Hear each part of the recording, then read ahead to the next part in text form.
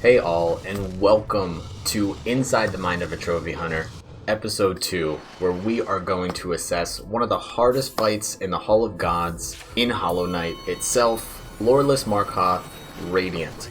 So let's get into it. Follow Juicy Absolute, Juicy Absolute, follow Juicy Absolute, Juicy Absolute.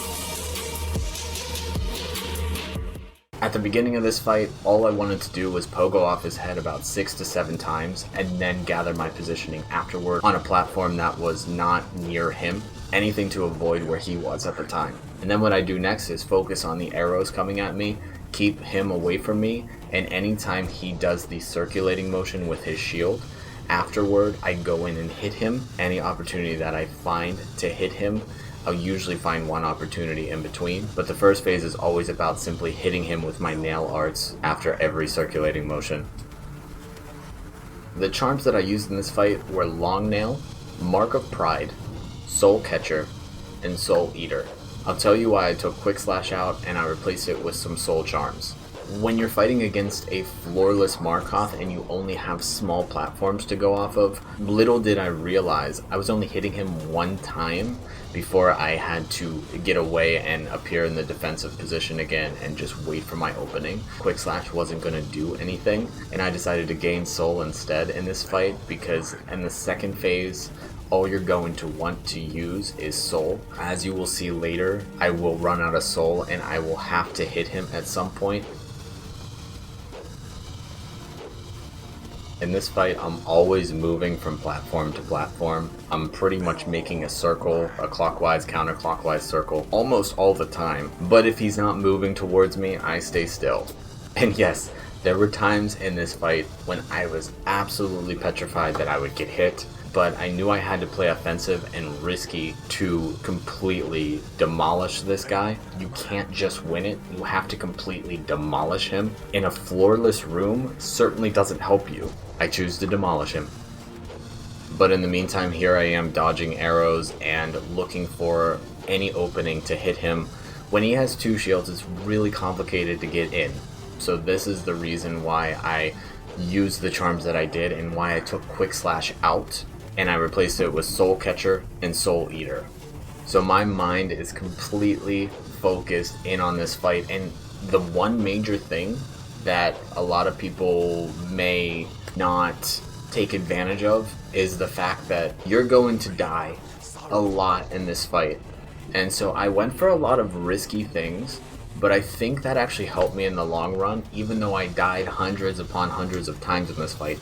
Literally like a 5 to 7 hour fight here. Consistency makes perfect practice, right?